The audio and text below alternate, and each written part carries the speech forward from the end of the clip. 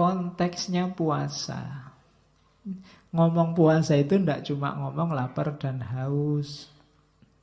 Ayo masuk lebih dalam, katanya Imam Ghazali.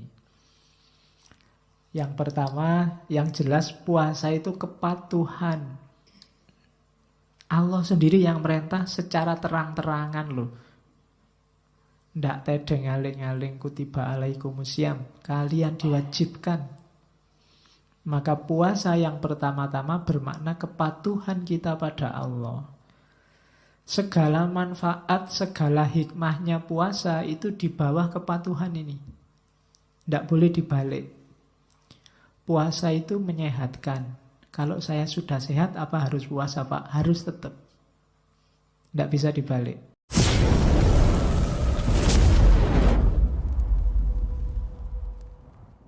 Konteksnya puasa. Ngomong puasa itu ndak cuma ngomong lapar dan haus. Ayo masuk lebih dalam, katanya Imam Ghazali. Yang pertama, yang jelas puasa itu kepatuhan. Allah sendiri yang merintah secara terang-terangan loh. Ndak tedeng aling-aling kutiba alaikumusiyam. Kalian diwajibkan. Maka puasa yang pertama-tama bermakna kepatuhan kita pada Allah.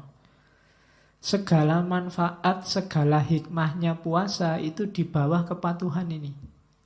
Ndak boleh dibalik. Puasa itu menyehatkan. Kalau saya sudah sehat, apa harus puasa, Pak? Harus tetap. Ndak bisa dibalik. Puasa itu bikin kita menahan nafsu. Wah, saya itu ndak pernah tergoda oleh nafsu, Pak. Berarti ndak butuh puasa. Ndak. Yang pertama-tama tetap kepatuhan.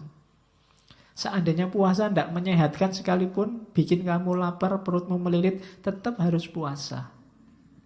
Karena yang pertama-tama puasa itu kewajiban dari Allah.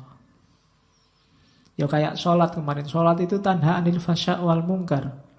Pak, saya itu orang baik, Pak. Ndak pernah fasya' wal mungkar. Berarti ndak butuh sholat, oh Pak?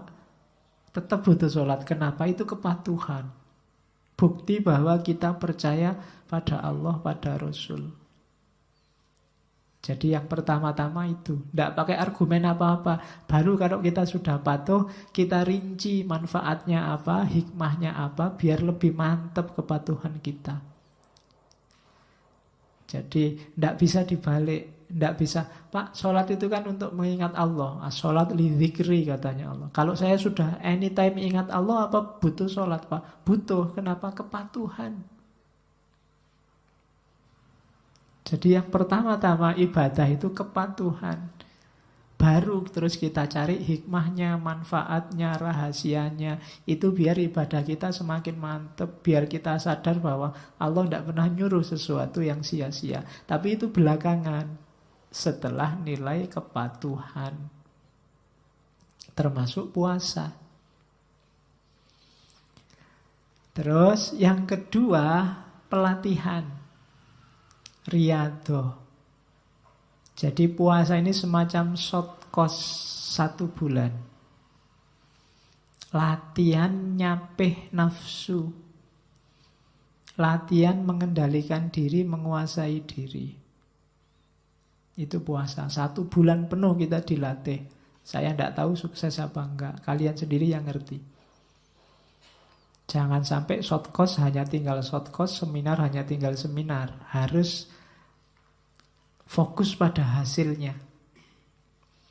Biar besok benar-benar merayakan Idul Fitri, kembali fitrah.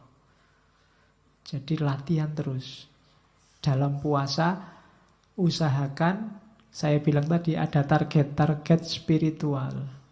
Riyadhah. Ya yang nomor 1, latihan nafsu. Berani nggak misalnya khusus 1 bulan Ramadan besok, Pak, saya buka WA hanya setelah maghrib sampai isya misalnya. Saya buka WA hanya kalau mau tidur, Pak, misalnya. Atau saya tidak akan lagi posting tentang yang dunia-dunia, Pak, 1 Ramadan ini. Saya ngomongnya akhirat aja misalnya. Ya tidak apa-apa, itu kan latihan. Pelan-pelan. Jadi silahkan bikin target sendiri. Riyadhah, bikin pelatihanmu sendiri. Ya latihan utamanya memang melawan hawa nafsu.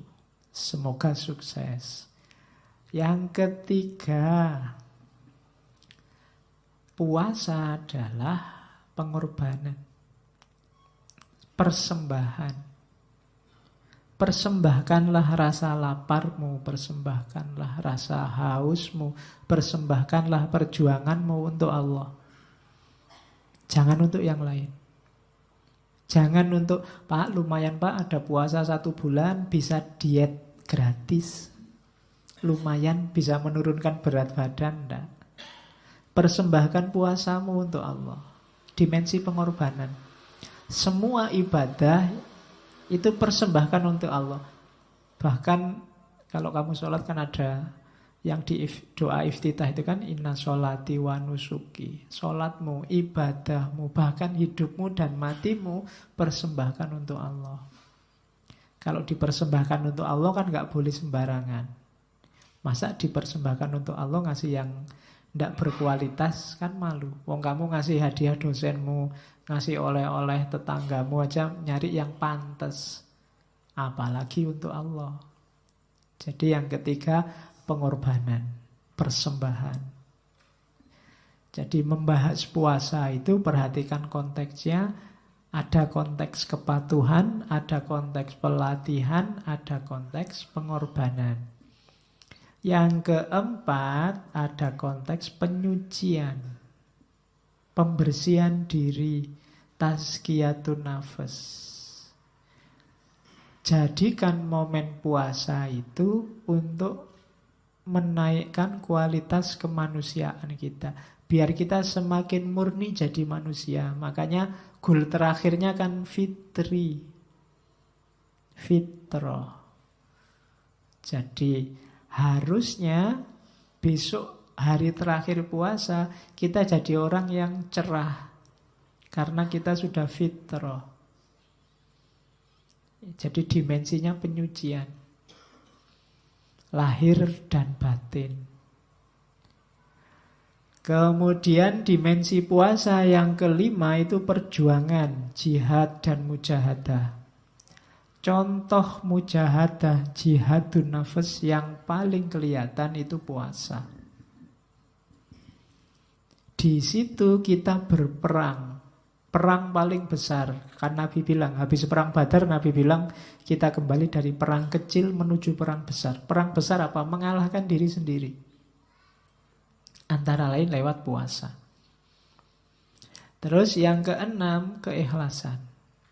Satu-satunya puasa yang dimensinya ikhlas, karena yang hanya Allah yang tahu itu puasa, satu-satunya ibadah. Yang ikhlasnya bisa murni tanpa terkontaminasi hal-hal lain itu puasa. Kalau orang sudah lillahi ta'ala puasa, mungkin tidak ada orang tahu. Kalau sholat kelihatan, kusuk tidak kusuk kelihatan. Tapi kalau puasa tidak kelihatan. Seperti dijelaskan di depan. Terus yang terakhir baru puasa itu bisa masuk ke level hikmah dan iktibar. Kalau ada orang bahas puasa dari segi kesehatan, itu level hikmah dan iktibar. Puasa dari segi harmoni sosial, itu level hikmah dan iktibar. Dari puasa kita bisa mengambil pelajaran apa? Itu hikmah dan iktibar. Dari puasa kita peka secara sosial. Itu hikmah dan iktibar. Level terakhir dari puasa. Jadi ternyata puasa konteksnya banyak, dimensinya banyak. Otomatis manfaat dan dampaknya juga banyak. Itu cerdasnya seorang Ghazali. Kalau kita mikir sendiri mungkin tidak nyampe ke sini. Kita kan ngertinya cuma pokoknya puasa itu menahan lapar, haus, dan hubungan seksual. Itu tok. Di luar itu tidak nyampe. Pokoknya itu. Sama kataman Al-Quran. Itu pun nggak sukses-sukses.